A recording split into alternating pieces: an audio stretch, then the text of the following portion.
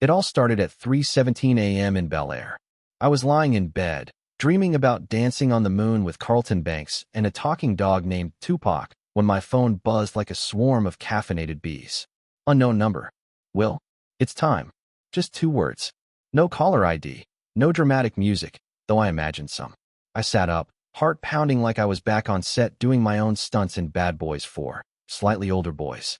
My Oscar, my sweet, golden, smooth-skinned Oscar, had been stolen. Again. Now listen, I know what you're thinking.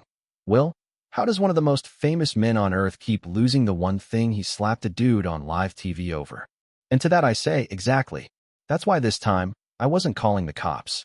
This time, I was going full Fresh Prince meets John Wick. First stop? Jada.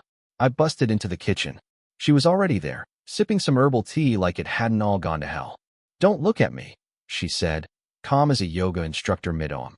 I told you to put that Oscar in a safe. I did, I snapped. In the panic room, behind the biometric scanner, underneath the copy of Wild Wild West nobody ever opens. She raised one eyebrow. Then you got a real problem. No kidding. So I grabbed my leather jacket, slipped on some aviators, even though it was still dark, and called the only guy I could trust with something this delicate, Martin Lawrence. Bro, I whispered when he picked up. Oscar's gone. He paused. Will, it's 3 a.m. I'm aware. Are you sure it's not in your bathroom? You hide stuff there. I've seen your toothpaste safe. It's gone, man. Someone took it. 10 minutes later, Martin was on my porch in flip-flops, a bathrobe, and holding a taser shaped like a cat. We weren't ready, but we were rolling. The first lead came from a guy named Tiny Earl. He was neither tiny nor an Earl, just a sweaty former paparazzo turned celebrity artifacts broker. We found him behind a 24-hour falafel stand in Echo Park. Yo, Will, he hissed, eyes darting around. Word is, the Oscar's headed overseas. Some private collector in Albania. High level. Where's a monocle? A monocle? Martin asked, biting into a falafel. You serious? Dead serious, Earl said. They call him the Collector. Real Bond villain vibes. I leaned in. How do we find him? He smiled, revealing 1 gold tooth and 3 very suspicious gaps. There's a poker game tonight. Underground. Beverly Hills. Buy-in is 50 grand and a signed photo of Meryl Streep. Winner gets access to the Collector's courier. Of course. Martin and I left, drove straight to my house, raided my memorabilia room, and grabbed the only thing more valuable than money in Hollywood. A glossy 8x10 of Meryl Streep in The Devil Wears Prada, signed with a silver Sharpie. The poker game was in a mansion disguised as a Pilates studio. We walked in and were greeted by a man who looked like Jason Statham's hairier cousin. Password, he grunted. I smiled. Welcome to Earth. He nodded. Respect. We were in. Around the table sat the strangest mix of Hollywood rejects I'd ever seen. A B-list actor from a vampire soap, 2 ex-stuntmen, Paris Hilton's former dog walker, and a woman who claimed to have ghost-written Fast and Furious, Tokyo Drift. The game was no joke. Stakes were high. I was holding a weak hand, 2 threes and a receipt from In-N-Out Burger. Martin, bless him, was sweating like a sprinkler. Just when I thought we'd lose the round, a tall, sleek figure strolled in. She wore red leather and sunglasses at night. She called herself Vega. I represent the Collector, she purred, placing a briefcase on the table. Winner of the next round gets this, and a name. Now it was real. I tossed in the Streep photo. Everyone gasped. Even the dog walker clutched her pearls. I don't know how, but somehow, maybe God was a fan, I won the round with the lamest bluff in human history. Vega stood up, walked over, and whispered a name in my ear. Maxim Dracovic. Then she vanished into the night. Martin stared at me. Well, we just stepped into some mission, impossible level crap. Good, I said. Because this time, I'm not just getting my Oscar back. He raised an eyebrow. Then what? I looked out over the Beverly Hills skyline. I'm gonna slap a whole criminal empire. 3 hours later, we were on a private jet bound for Tirana, Albania. Do we even have a plan? Martin asked, mouth full of complimentary peanuts. We're flying across the world based on a name whispered by a woman in red leather. Yes, I said, checking my gear. The plan is, I walk in, I find Maxim Dracovic, and I make him regret ever touching my Oscar. Martin blinked. You know you're not actually a secret agent, right? I adjusted my watch. Maybe not, but I played one once. Tirana was a moody city, gray skies, winding alleys, and shadows that moved when you weren't looking. It smelled like espresso and danger. We landed at 8 a.m. local time. By 9, we had already bribed 2 customs agents, lost our luggage, and narrowly avoided being kidnapped by a cab driver who swore he was just showing us a shortcut. Maxim Drakovic, it turned out, ran an art gallery that doubled as a front for black market auctions. It was called Noir. Very subtle. We strolled in pretending to be eccentric American collectors. Martin wore a scarf made from what might have been alpaca fur. I had fake diamond sunglasses and a fake Russian accent. No one asked questions. Rich people never do. Inside, we were greeted by a man who looked like he flossed with piano wire.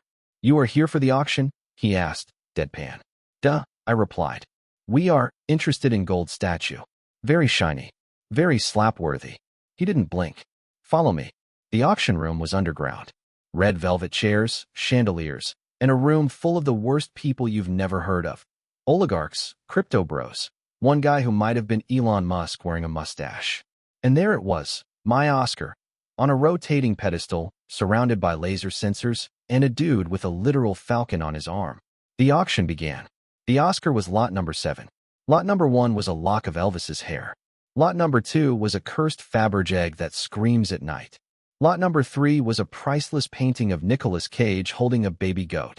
Martin leaned over. "Bro, these people are nuts." "I know," I whispered. "We're home." When lot number 7 came up, the bidding started fast. $100,000. $250,000. Half a Bitcoin and a McLaren. I stood up. "I'll bid $1 million and a once-in-a-lifetime experience." The room fell silent. Maxim Drakovic stood from the front row, slow clap and all. "And what would that be, Mr. Smith?" I took off my sunglasses. "I slap you. Right now? In front of all your friends." Gasps. Literal gasps. Martin dropped his water bottle. Maxim smirked. The famous slap. The legend grows." He stepped forward. "But tell me, well, why come all this way for a piece of gold?" I clenched my fists. "Because it's mine. And because people need to know you can't steal from me and hide behind velvet ropes." He tilted his head. "And if I say no?" I smiled. "Then I go bad boys mode in here. Right now? Full Michael Bay. Slow motion and everything. The lights cut out. Total blackout. Gunfire. Screams." Martin yelled. "Will, what did you do?" I tackled him behind a sculpture of a man kissing a swan. Someone fired a tranquilizer dart. It hit the goat painting. The falcon shrieked. Through the chaos, I saw Vega again, the woman in red. She motioned to us.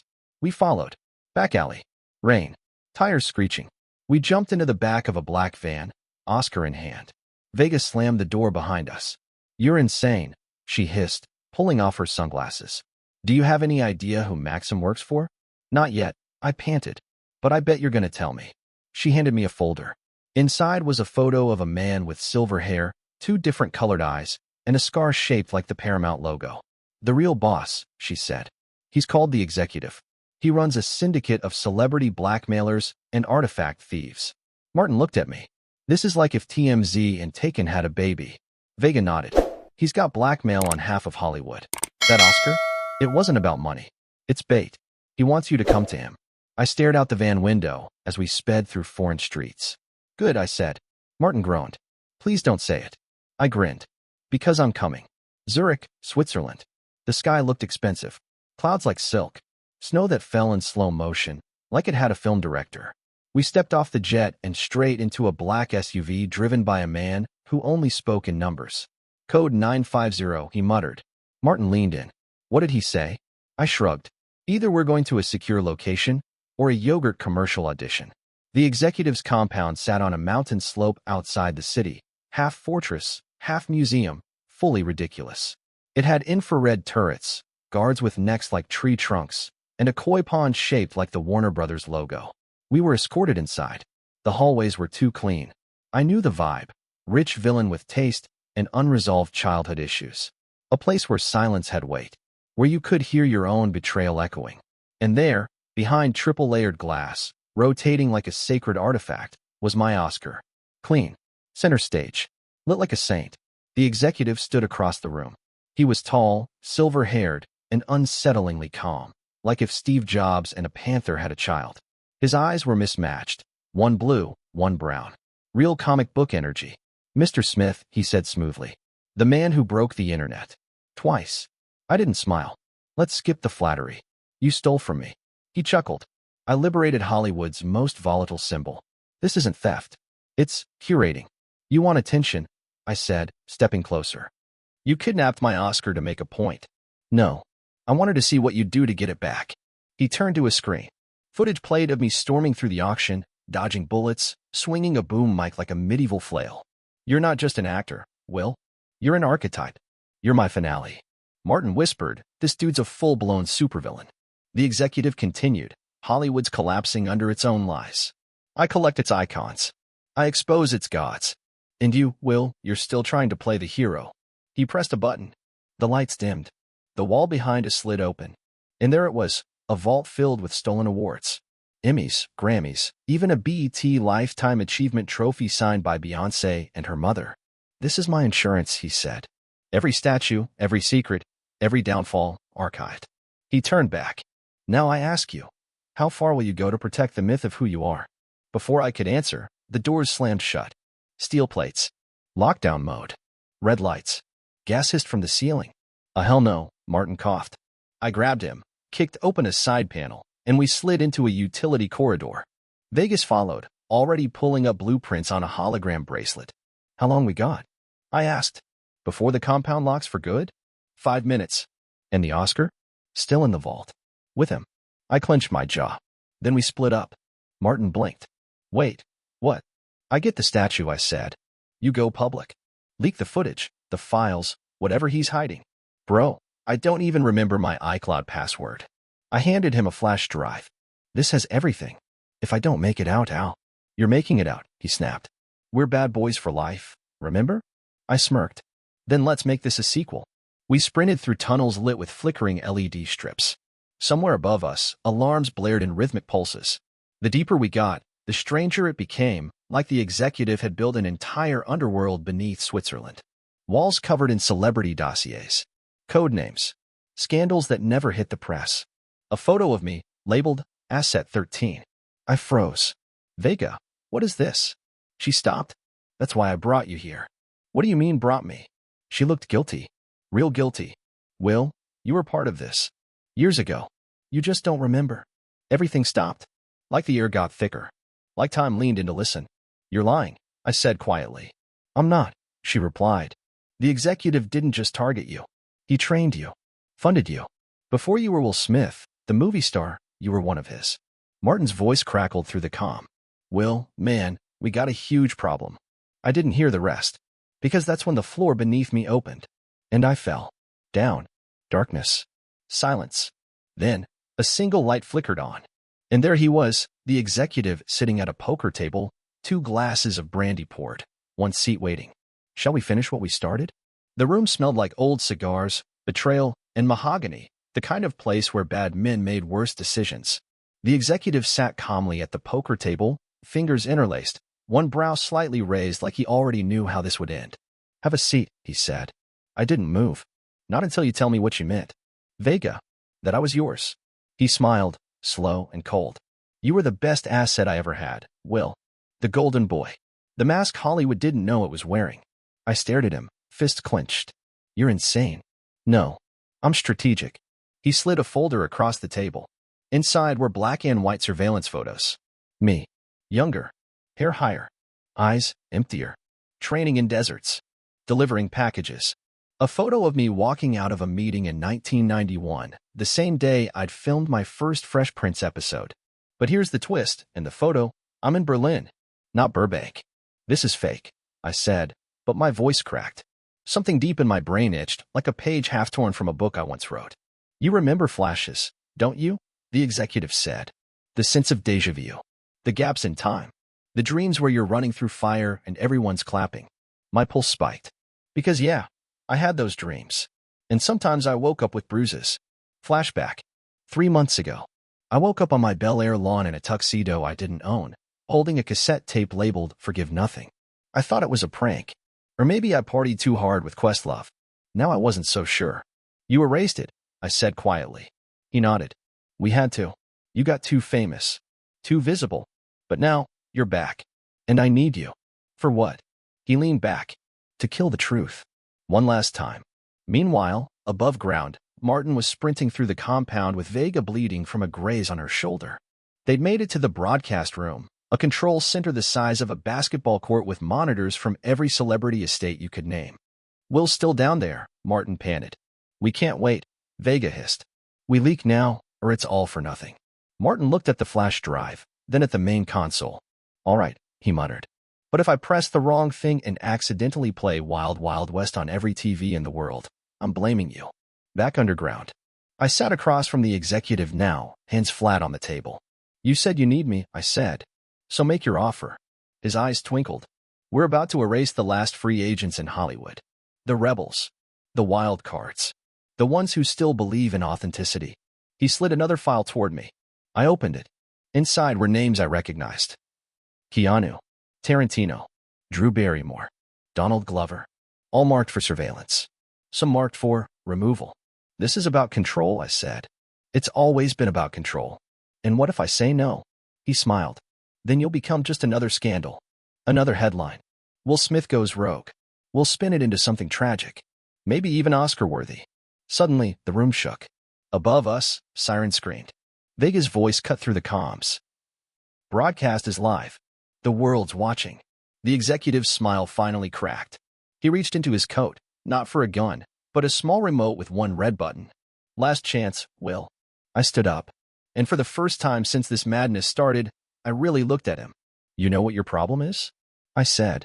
You thought the world was a movie, but I'm not acting anymore. Then I lunged. We crashed through the table. Brandy spilled. Punches flew. The room went full WWE meets Tinker Tailor Soldier Spy. He was stronger than he looked, old muscle, trained pain. But I had 30 years of stunt work and a lot of unresolved anger. I hit him with the folder. He slammed me into a wall of VHS tapes labeled Blackmail, 1995 to 2020. I grabbed the Oscar from the display case, still dinted from Albania. He reached for the red button. I did the only logical thing.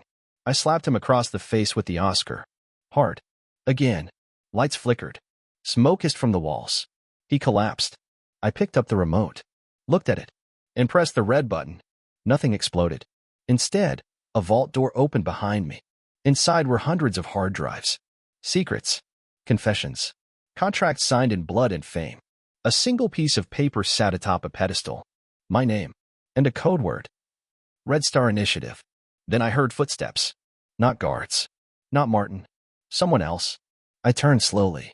It was Jada, wearing black leather, holding a briefcase. And she said just one thing.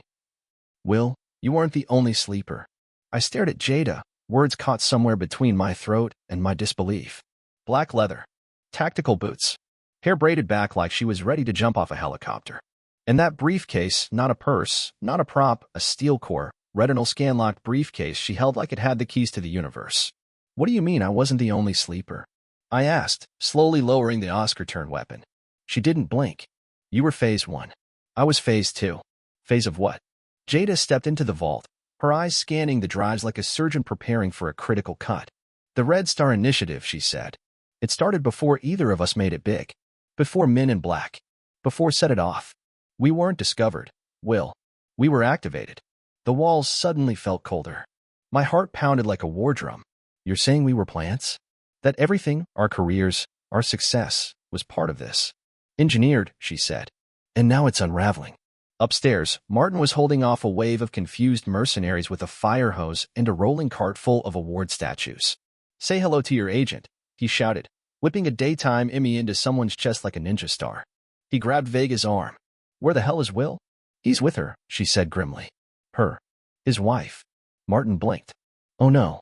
Back in the vault, Jada dropped the briefcase onto a pedestal and flipped it open.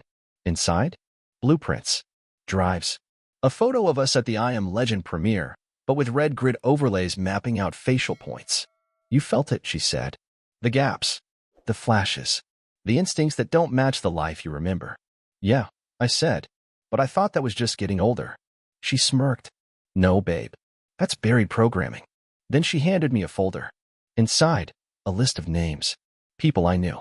People I'd worked with. Jamie Foxx. Lupita Nyong'o. Chris Rock.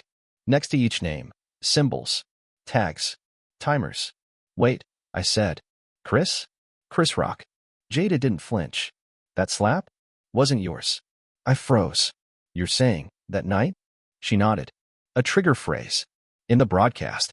You were meant to go off. Suddenly, it all snapped together. The haze. The heat. The rage. Not me. Not fully. You were meant to get canceled, she said. So you'd disappear. So they could move you off the board. And Chris. He was a decoy. He knew something. He was close to exposing Red Star. But after that slap, no one listened. The lights flickered. An alert buzzed through the speaker. Level 5 lockdown. Executive signal lost. Cleanup team en route. Jada looked up. They're coming. Full sweep. Burn protocol. How long? 8 minutes. I looked around the vault. The secrets. The evidence. The truth. I'm not leaving this behind, I said. Not again. Jada grabbed a drive labeled Project Celebrity. Phase 3. You're not. But we can't carry it all. I looked her in the eye. Then we blow it. 2 levels up, Martin and Vega were dragging themselves into a supply room filled with explosives. Vega raised an eyebrow. What kind of film museum stock C4? Martin panted, the kind with an evil overlord and really aggressive decor budgets. He flipped open a crate. Found it. Jada and I set charges in the vault like we were born for it. Maybe we were. We moved in sync, not like husband and wife, like 2 agents who'd done this before. Because maybe we had. Once. A long time ago. I stopped at the pedestal, looked down at the Oscar one last time. Still want it? Jada asked. I picked it up. No. But I want them to know they didn't break me. She gave me a small smile. There's the man I married. As we climbed back to the surface, the countdown hit 2:33. Sirens. Gunfire. Chaos. We burst through the top floor. Martin was waiting, shirt torn, hair wild, holding a flare like he was in Mad Max. Helicopters on the roof, he yelled. I kissed a guard to stall them, Vega added. Martin blinked. Wait, was he? Never mind. We made it to the helipad. The rotors were spinning. The city glowed below us. The mountain compound rumbled. I turned back one last time and watched it burn. The fire swallowed the past, the lies, the manipulations, the data. Red Star was in the wind now. But the people behind it? Still out there. Watching. Waiting. Planning. We flew into the night, the Alps shrinking behind us, a new storm building in the distance. Martin leaned over. So, what now? I looked at the drive in Jada's hand, and then at the briefcase, and then at Vega, who was no longer wearing her sunglasses. I think, I said, we just kicked open a door that doesn't close. For weeks later, we were ghosts now. No press. No premieres. No red carpets. Just burner phones, encrypted drives, and a cabin deep in the Canadian Rockies where the snow buried satellites and the trees didn't ask questions. Martin, Jada, Vega, and me, the weirdest undercover unit since Scooby-Doo meets the Matrix. The briefcase sat in the middle of the table, untouched, like a sleeping dragon. Inside, one final drive. A master key. A list of every sleeper, every puppet, every handler embedded in the industry. Not just actors, directors, stylists, influencers, TikTokers, even a talk show host who retired after a nervous breakdown on air. We called it the cast list. It was the truth, and it could set the world on fire. Martin poured coffee like it was whiskey. He looked tired. Not the funny tired. The existential kind. So what do we do with it? He asked. Leak it? Sell it? Feed it to an alpaca and hope for the best? I didn't answer. Because deep down, I still didn't know. What do you do when everything you are, your career, your name, even your emotions, might be a script someone else wrote? Jada sat across from me, flipping through a weathered notebook filled with scribbled symbols and redacted names. She'd changed. Sharper. More focused. But her eyes still held fire. You okay? I asked. She looked up. I will be. After we end this. That night, Vega got a call. Untraceable line. Coded message. One sentence. Phase 4 begins in Morocco. She played the voicemail twice. We all heard it. But the voice? It was me. My exact voice. My cadence. My breath pattern. Like someone had cloned my voice down to the molecule. I stood up. That's not possible. Martin frowned. You ever do one of those AI voiceover gigs? Promo stuff? Apps. I blinked. In 2016, I recorded 10 hours of voice lines for a virtual assistant prototype Sony never released. They called it Wilbot. Holy hell. They digitized me. The last leg of our journey led us to Casablanca. The real one, not the black and white romance flick. Streets buzzing with life. Smoke curling from cafes. Dust, noise, secrets. The coordinates led us to a film set buried inside an abandoned fortress, old stone walls, flickering lights, and fake cameras manned by real killers. We walked in armed to the teeth, but we weren't prepared for what we found. Dozens of actors, some famous, some obscure, moving in perfect sync, rehearsing scenes, laughing, kissing, screaming, each one hooked to a neural uplink, each one repeating lines fed through earpieces, each one blank behind the eyes. Jada stepped forward. They're running a simulation. Of what? Martin asked. Vega stared at the screen in the corner. A looping logo. The final draft. She whispered, they're rehearsing world events. That's when he stepped out of the shadows. The executive. Not dead. Not burned. Alive. Bandaged. Scarred. Smiling. Welcome to the rewrite, he said. You killed the archive, Will. But you didn't kill the story. I raised my gun. Try me. He didn't flinch. You think the world wants the truth, he said. You think they want authenticity? No. They want characters. You're not Will Smith. You're a narrative device. Then he clicked a button. The walls lit up with my face. Different ages. Different expressions. Different timelines. A deepfake army. You belong to the story now, he said. But that's when Jada pulled the briefcase off her back. You forgot something, she said. She opened it.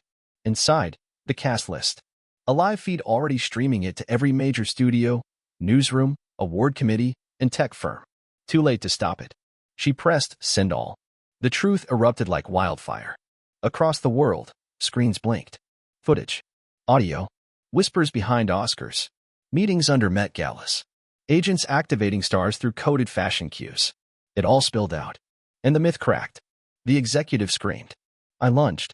We fought one last time, between blank-eyed actors and collapsing lights. He swung a crowbar. I ducked, grabbed the Oscar from my belt. Yes, I brought it, and slammed it into his chest. Hard. Then again.